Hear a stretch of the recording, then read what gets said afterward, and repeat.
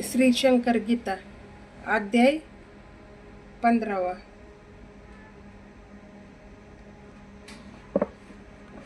श्री गणेश नमः श्री सरस्वती ना देखून महाराजांचे चरण भारावून गेलो मी त्यांना शरण। पाठीवर माझ्या थाप मारून महाराज पाहू लागले, थाप बसता पाठीवरती महाराज कृपेची ही पावती। चटदिशी कळली मज प्रती आनंद मला वाटला, भाग चरित्राचा जो लिहिला महाराज चरणी रुजू झाला।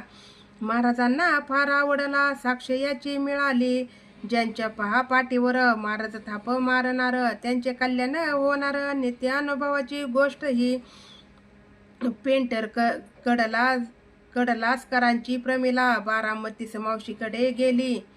तिथे भूताने झपटले, भूत नाचू लागले, कधी ती आरडे ओरडे डोळे फिरवी इकडे तिकडे, नंतर ती बेशुद्ध पडे घाबरून गेली मावशी। देवर्षी अनेक उपाय केले सारे अगदी व्यर्थ गेले, सोलापुरी तिचं आणून सोडले सांगितले जे घडले ते। पेंटर बसमेंना म्हणाले माझ्या मुलीचं भूत लागले, दाखव देवर्षीचा बसमे बदले। पेंटर मनी हादरले, आपणच महाराज असताना इतरत्र हिंडण्याच्या का यातना, कशास कोणापुढे याचना महाराज समर्थ असताना। ऐसा त्यांनी विचार केला, दुसऱ्या दिवशी एका लग्नाला जावायचे होते परगावला, पत्नी कन्येस आधी पाठविले लग्नास जाऊ लग्ना दिवशी।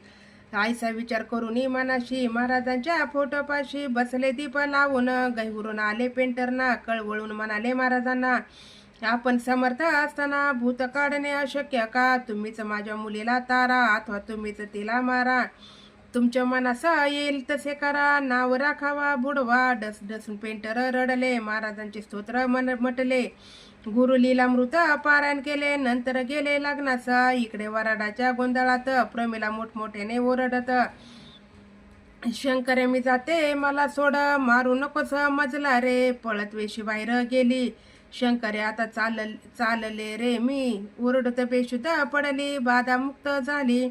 गोंधळात झाला गोंधळ हादरून गेले वराड सकळ, तेवढ्यात पेंटर झाले दाखल आनंद काय वर्णावा। हा काय केली महाराजांनी वृत्त ऐकले सर्वांनी, कडला सकर गेले बारवणी म्हणाले जय शंकर। एका बाईचे पाय आखडले, चालणे तिचे बंद झाले, तिने साईबाबा सांगितले, साईबाबा म्हणाले जा शंकर महाराजांच्या दर्शनाला।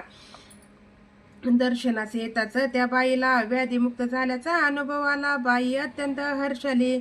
उपासनी महाराज साकोरीत, योगीराज विदेही सुविख्यात, बोवाबाजी खटला कोर्टत त्यांच्यावरती चालला काही समाज कंटकांनी। उपासनी महाराजास ठरविले बंधू मुनी, गुंतविले त्यांना बोवा प्रकरणी आनंदले कंटक। नगरचे श्रोत्री वकील विख्यात त्यांना महाराज सांगत, तुम्ही ही केस घेऊन हातात उपासनेंना सोडवा। श्रोत्रिय म्हणाले महाराजास, मी दिवाण्याचे वकील, क्रिमिनल केसही असत कशी चालविता येईल? महाराज म्हणाले श्रोत्रियास, तूच चालवली आहेस ही केस। वंदून श्रोत्रियांनी महाराजास केस तुपानं रंगवली, इतकी केस रंगवली जज्जांची मती गुंग झाली, प्रेक्षक मंडळी थक्का झाली, निर्दोष सुटले उपासने पाहून श्रोत्रियांची बुद्धिमत्ता अन आर्ग्युमेंटची कुशलता। दिपून गेले सर्व अवलोकित, ब्रिटिश सरकार अपार समारंभपूर्वक ब्रिटिश सरकारने श्रोत्रियांचा सत्कार करून पदवी बारेट लो देऊनी गौरविले। श्रोत्रियांनी जाणले अशक्य ते शक्य केले, कोर्टात माझे जे भाषण झाले जाणीव मजा मुळीना। कोर्टात महाराज बोलत अशक्य ते शक्य करीत, श्रोत्री महाराज चरणी धरत प्रसन्न झाले महाराज। श्रोत्यास महाराज विचारत, काय तुझ माग हवे असत?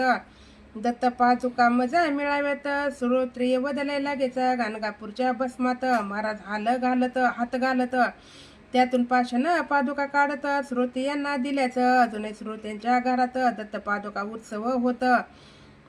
महाराज पादुका महाराज प्रभाव असा असत, तरक्यापूर्व गाद शेख अब्दुल रजाक बियाबानी, पोलीस खात्यात पोलीस असून धर्माचे ते असती ज्ञानी, पुणे शहरी वास्तव्य साध्या वेशात बियाबानी। दर्शनास गेले केदिनी, तू पोलीस आहे म्हणून महाराजांनी ओळखले, थक्क झाले बियाबानी त्यांचा गुरु कोण हेही सांगूनी।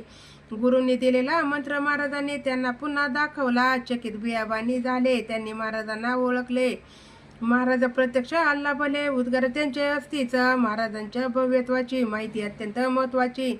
बियाबानी उत्स्फूर्तपणाची आनंदाने सांगत माल पाठकांना दर्शन होतं राम कोराड यांच्या रूपात. क्षणात राम कोराड दिसत, क्षणात प्रत्यक्ष महाराज नाना सोनटके यांच्या घरात. महाराज एकदा बसले असत एक दाढीवाला संन्याशीत महाराजांसमोर उभा. तो सोनटक्यांना तो विचारत, महाराज कुठे आहेत?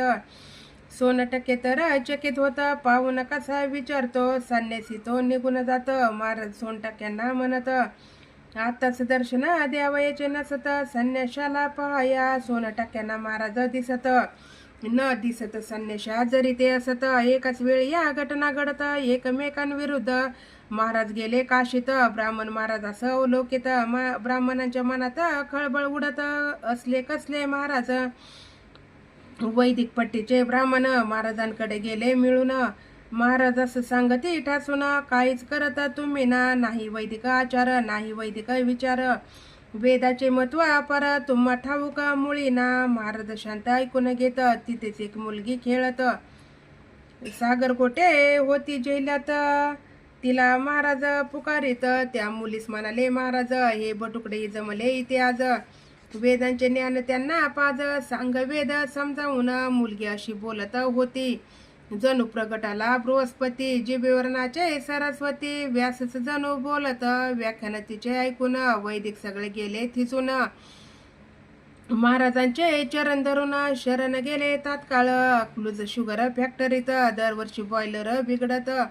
जर्मन कंपनीचा मनुष्य येत नीट करून जात असे. 5-6 दिवसात काम तो पूर्ण करत. रोजचा त्याचा पगार असत 1000 रुपयेचा. इतर खर्च सर्व वेगळे. दरवर्षी असेच चाललेले. महाराजांनी हे पाहिले. निष्कारण हा खर्च का? महाराज म्हणाले, यावर्षी तर नीट करून देतो हा बॉयलर.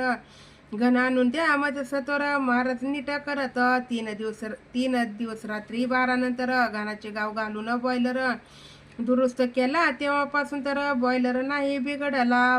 वाघोडला जेव्हा महाराज जात तेव्हा तेथे सुगंध सुटत. वाघोडात जेव्हा सुगंध येत महाराज तेव्हा जात तिथे.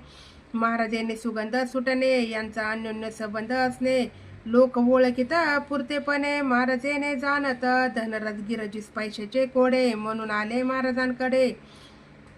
महाराज पैशाशिवाय गोडे नडे. पैसा द्यावं मज लागी. महाराज धनराजास सांगती. पैशानेच समस्या वाढते. नाना प्रश्न पैशानेच उद्भवती. पैसा कारण दुःखाचे. पैशाने सुख शांती समाधान यांचे होत असे हवन. पैशाचा नाद दे सोडून धनराज काही ऐकेना. महाराजांनी धनराजास अगदी पुष्कळ दिला त्रास सोसूनही पैशाची आस त्याची कमी न झाली. महाराज गेले त्याच्या घरी. बेफान पडले आजारी. बेडके पडती जमानेवरी साठवून ठेवण्यास सांगितले. महाराजांनी मोठे गमेले महाराजांच्या बेडक्यास ठेवले. गमेले बेडक्यांनी भरले. महाराज बेडके ओकत. महाराज म्हणाले धनराजास, थुंकी बेडके पिऊन टाक. धनराजांनी न करता विचार पिऊन सर्व टाकले. धनराजस म्हणाले, महाराज आता होशील तू धनराज. आणखी खरोखरच ते बनले धनराज. अपरधन ते मिळाले. काशी क्षेत्रातील एक सावकार. महाराजांचा भक्त फार. महाराजांच्या कृपेने सुंदर कन्यारत्न त्याला झाले. कन्यारत्न 7 वर्षाचे झाले. महाराज सावकाराला म्हणाले, मुलगी मध्ये देऊन टाक म्हणजे झाले. विवाह लाव माझ्याशी. सावकार कबूल झाला. महाराज म्हणाले सावकाराला, सांग तशी दौंडी देण्याला. दौंडी पिटविली काशीत. काशी विश्वेश्वराच्या मंदिरात हा विवाह असे होता. प्रचंड जनसमुदाय जमत. जो तो कुजबुजू लागला. मुलगी 7 वर्षाची छान. नवरात्र म्हातारा असून कसे आले हे जमून. हसती सारे म्हणून लग्न घटिका भरली. महाराजांनी तिचं वंदन केले आणि तिला आई म्हटले. सावकारस सांगू लागले, या मुलीची वैधव्य टळत. ही पडेल राजघराण्यात. दार संस्थांची तिचा मागणे तर राणी झाली संस्थांची. मुलीची वैधव्य जाणून स्वतः लग्नास उभे राहून तिच्याशी लग्नही न करून वैधव्य मुलीचे टाळले. वैधव्य तिचे टाळून राजची राणी तिचं बनवून सर्वस्वी केले तिचे कल्याण. लक्षात कुणाच्या येणार. माळीनगरच्या शुगर फॅक्टरीत एकदा महाराज मुद्दाम जात. फॅक्टरीचा बॉयलर पाडत. लोक पाहत राहिले. गहिनीनाथांच्या महाराजांनी स्वयंभू पादुका तेथून काढून विधियुक्त त्यांची स्थापना करून फॅक्टरी सुरळीत चालली. नगरला जनार्दन बुवांचे कीर्तन, महाराज श्रोत्यांची दाटी होऊन गोरा कुंभार चालले आख्यानं. भलतेच अगदी रंगले नामदेवाच्या कीर्तनात. पांडुरंग स्वतः नाचत जनार्दन बुवांच्या कीर्तनात. महाराज नाचू लागले विना बुवांच्या हातातून. महाराजांनी हाती घेऊन गोरा कुंभार आख्यानं. महाराज सांगू लागले महाराजांचे कीर्तन इतके रंगले.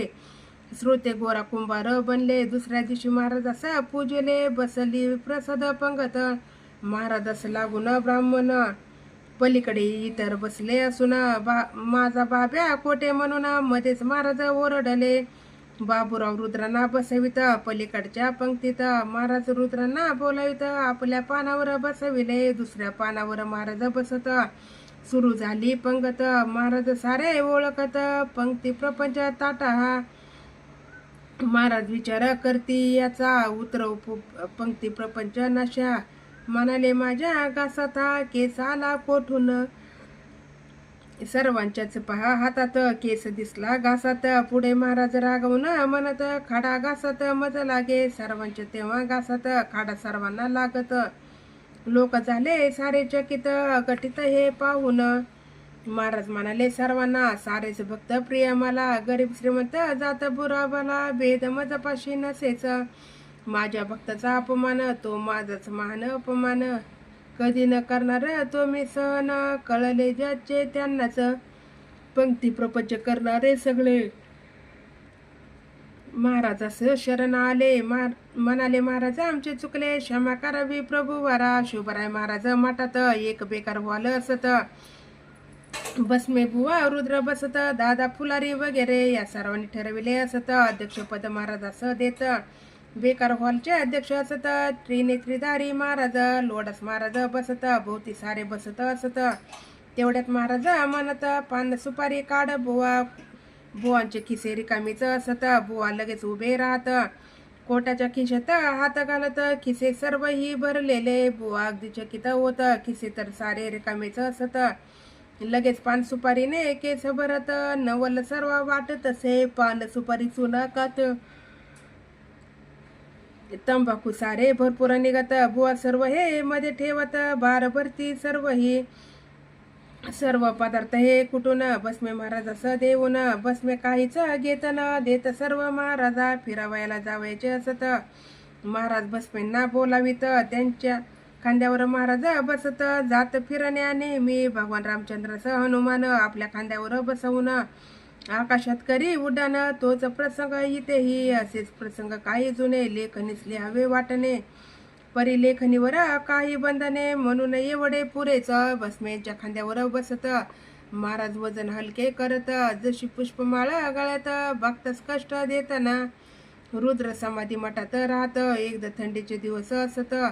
समाधीवर ठेवून हात कुडकुडत होते थंडीने. मध्यरात्रीस समाधीतून महाराज प्रत्यक्ष प्रगटवलं. रुद्रांना कडकडून पेटून महाराज त्यांना म्हणाले बाब्या चल फिरावयाला. सर्व देश दाखवितो तुझला. बाबूराव म्हणाले महाराजांना रात्र फार झाली. मी असता तुझं कसली भीती. चरण धर माझे गटती. बाबूराव गट चरणे धरते. हवेतून निघाले महाराज.